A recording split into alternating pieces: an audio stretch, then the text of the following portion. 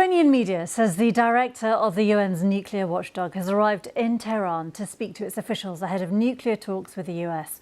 It comes just hours after Rafael Grossi told the French newspaper Le Monde that Iran is not far from developing a nuclear weapon. But he stressed that the IAEA was not party to US negotiations on Iran's nuclear program.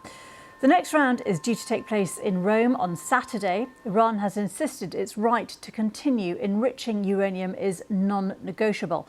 Let's speak to former British Army officer and NATO commander Hamish de Bretton-Gordon. He's also a chemical weapons expert. Hamish, thanks very much for being with us. What do you make of what is reported in Le Monde, from Rafael Grossi, that Iran is not far from having that capacity? Well, in technical terms, Signor Grossi is correct. We know that since the treaty was suspended by Trump in his first term in office, that the Iranians have continued to enrich uranium. We believe they have about 300 kilograms at a level of about 60%. You need it at 90% to make it as a viable nuclear material. That would probably only take them weeks or months, and they've probably got enough for about 17 warheads.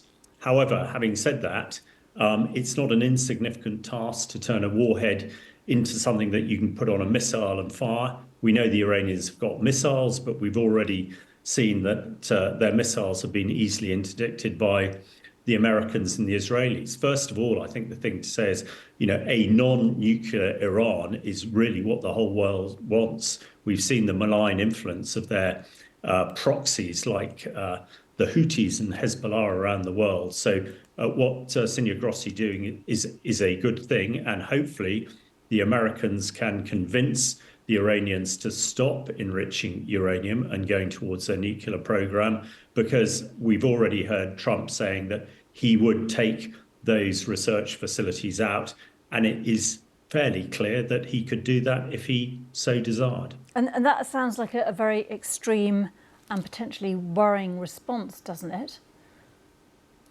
Well, absolutely. I think the Americans are really putting their cards on the table. I think Iran is much diminished since the Americans and the Israelis have pretty much written off the Houthis and Hezbollah. And Iran is desperate to remain sort of a key player on the world stage, and sees that nuclear is the only way to do that. However, they're also, I'm sure, well aware of the ability of the Americans and potentially the Israelis to stop their nuclear program. And hopefully the Americans can persuade them in these series of meetings, the next one, as you say, on Saturday in Rome, to prevent the Americans and others having to take demonstrative action to do that. President Trump did pull out of the previous nuclear deal between Iran and others in 2018, negotiated by Barack Obama over a very long period of time, complex technical talks. What do you think the likelihood is of this administration being able to embark on something similar? Well, it appears that the Trump administration are taking a slightly different approach, as we've seen they have to the war in Ukraine and elsewhere. Now, the original treaty, as you say, arranged by Barack Obama, was really doing what it was supposed to do to limit Iran's ability to develop fissionable material that they could use in a nuclear bomb.